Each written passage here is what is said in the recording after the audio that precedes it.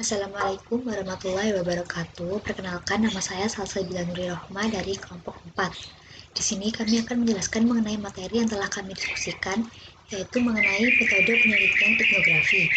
Anggota dari kelompok 4 yaitu Safira Asari, Salsabila Aini Nisa, Salsabila Nuri Rohma, dan Salsabila Rera Artamevia.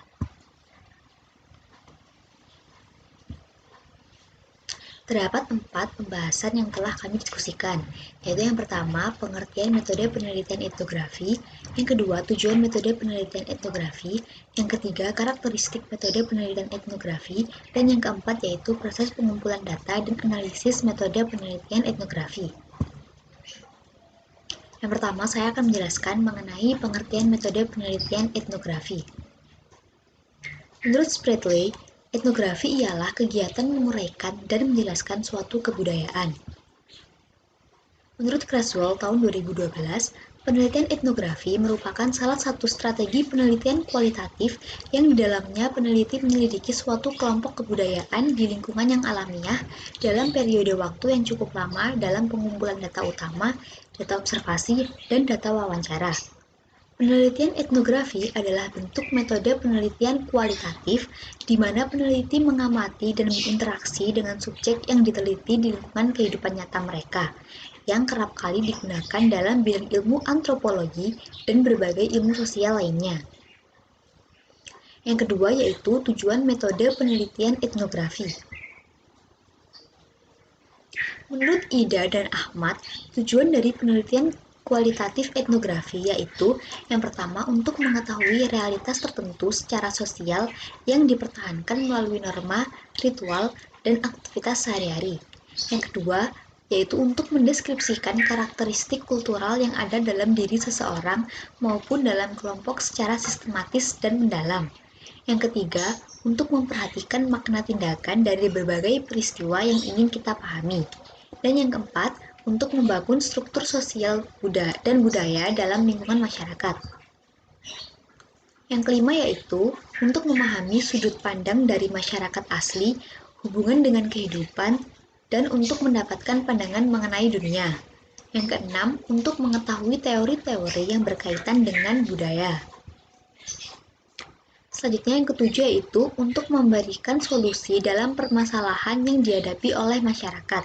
Yang kedelapan yaitu untuk menguraikan suatu budaya secara mendalam yang meliputi berbagai aspek yang bersifat material, abstrak, kepercayaan norma, dan sistem nilai kelompok.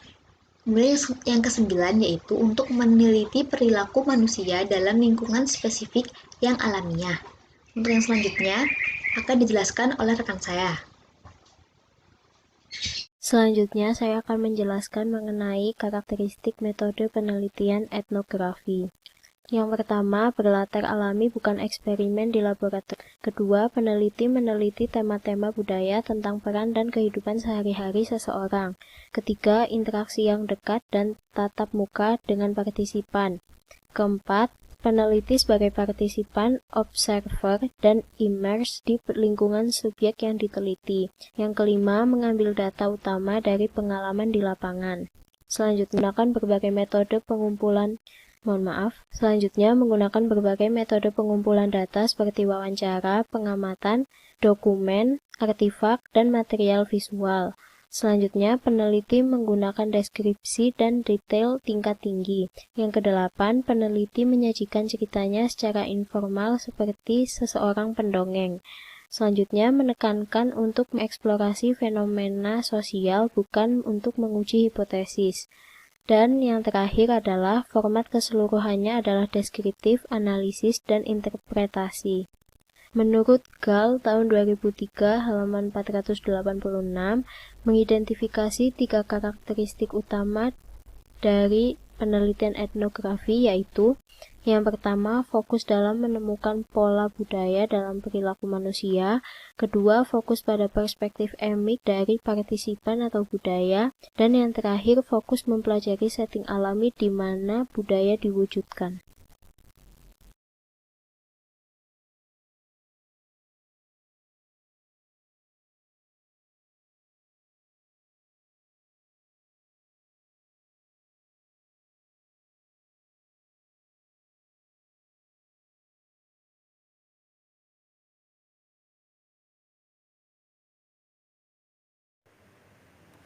Assalamualaikum warahmatullahi wabarakatuh. Saya Salsabila Rera akan menjelaskan materi yang keempat, yaitu proses pengumpulan data, proses pengumpulan dan analisis metode penelitian etnografi. Metode pengumpulan data atau alat pengumpulan data yang dapat digunakan dalam penelitian etnografi dalam bidang psikologi adalah sebagai berikut: observasi non-partisipasi, observasi partisipasi, wawancara mendalam, dokumen yang ada dalam sebuah kelompok etnik dalam konteks yang bersifat alamiah atau terjadi dalam kehidupan sehari-hari, rekaman audio dan video. Yang berikutnya, prosedur siklus penelitian etnografi mencakup 6 langkah, yaitu yang pertama, memilih proyek etnografi. Ruang lingkup proyek-proyek ini dapat sangat bervariasi, dari mempelajari keseluruhan masyarakat yang kompleks seperti mempelajari situasi sosial tunggal atau lembaga seperti perkotaan, persaudaraan, atau taman bermain sekolah. Yang kedua, mengajukan pertanyaan etnografis. Peneliti memiliki pertanyaan dalam pikirannya untuk membimbing apa yang ingin dia lihat, dia dengar, dan data yang ingin dikumpulkan. Yang ketiga, pengumpulan data etnografi. Peneliti melakukan penelitian lapangan untuk mengetahui kegiatan orang-orang, karakteristik fisik, dan bagaimananya rasanya menjadi bagian dari situasi. Yang keempat, membuat catatan etnografis. Langkah ini termasuk mengambil catatan lapangan dan foto, membuat peta, dan menggunakan cara lain yang sesuai dengan rekaman pengamatan. Yang kelima, menganalisis data etnografi. Penelitian lapangan selalu diikuti dengan analisis data yang mengarah ke pertanyaan-pertanyaan baru dan hipotesis baru, pengumpulan lebih banyak data dan catatan lapangan, serta analisis yang lebih mendalam. Siklus tersebut terus berlanjut sampai proyek selesai. Yang keenam, menulis etnografi. Etnografi harus ditulis sehingga budaya atau kelompok dapat dibawa ke kehidupan nyata, membuat pembaca merasa bahwa mereka memahami orang-orang dan cara hidup mereka atau situasi orang-orang di dalamnya.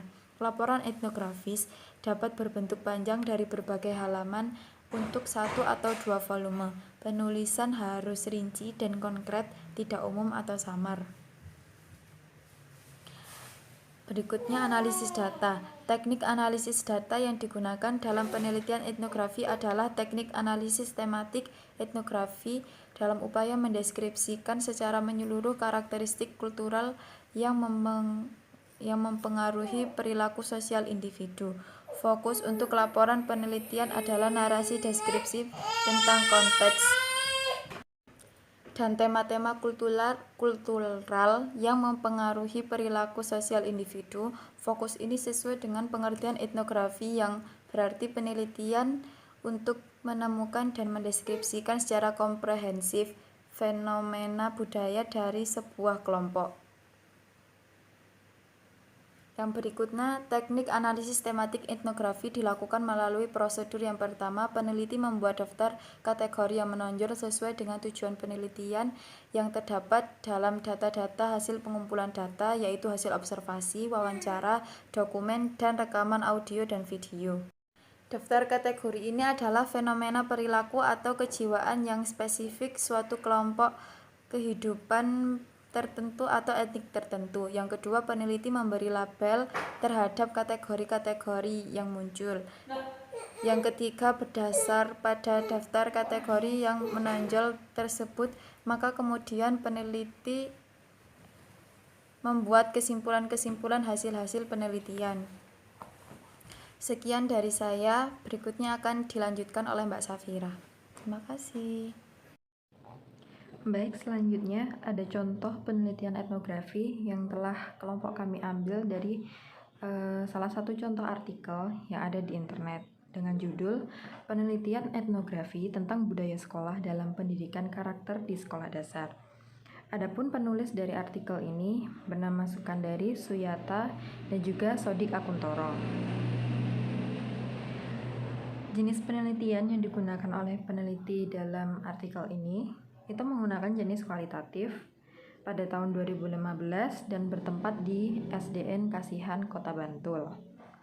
Teknik pengumpulan datanya itu peneliti menggunakan teknik observasi, wawancara, dan juga dokumentasi. Di dalam artikel tersebut, ada beberapa proses yang harus dilakukan oleh peneliti dalam melakukan penelitian. Yang pertama itu, pada studi awal dilakukan studi literatur dan pemilihan setting atau tempat lokasi. Yang kedua, menentukan setting penelitian berkaitan dengan tempat, pelaku, serta kegiatan.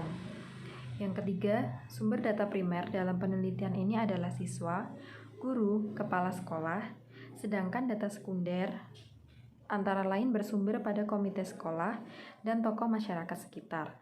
Selain itu juga digunakan beberapa dokumen sebagai penunjang. Selanjutnya, data dikumpulkan dengan teknik observasi dan wawancara mendalam atau depth interview dan juga gabungan antar keduanya. Selanjutnya, data dalam penelitian ini berupa deskripsi mendalam atas aktivitas subjek berdasarkan perspektif subjek, bukan peneliti. Selanjutnya, peneliti melakukan refleksi dengan informan terhadap sikap, ucapan, dan juga tindakan ritual sehingga terjadi penafsiran intersubjektif. Hasil penafsiran ini kemudian direalisasikan dengan kerangka teori yang telah dibangun untuk menemukan jawaban dari permasalahan yang dikaji dalam penelitian ini. Selanjutnya yang terakhir, proses penelitian ini digunakan untuk mengungkap permasalahan yang ada. Digunakan teknik analisis kualitatif etnografi, performance studies etnografi digunakan sebagai cara untuk menyajikan data secara menyeluruh yang berkaitan dengan tindakan objektif dari peneliti itu sendiri.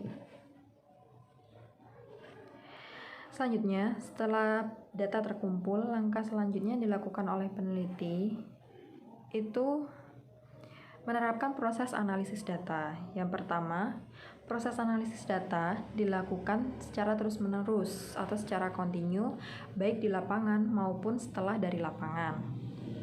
Selanjutnya, analisis dilakukan dengan cara mengatur, mengurutkan, mengelompokkan, memberi kode, dan mengkategorikan data. Dalam analisis ini, yang berbicara adalah data dan peneliti tidak melakukan penafsiran. Selanjutnya, dalam penelitian ini, proses analisis data dilakukan sejak sebelum memasuki lapangan, selama di lapangan, dan setelah selesai di lapangan. Analisis kualitatif ini terdiri dari 3 alur kegiatan yang terjadi secara bersamaan.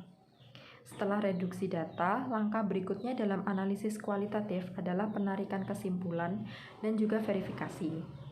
Kesimpulan dalam penelitian kualitatif mungkin bisa menjawab rumusan masalah yang dirumuskan sejak awal, tetapi mungkin juga tidak.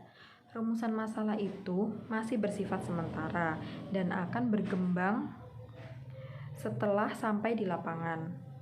Jadi, rumusan masalah itu tidak mesti benar, tetapi juga mengikuti kondisi dengan realitas yang terjadi di lapangan. Terima kasih, sekian dari kelompok 4.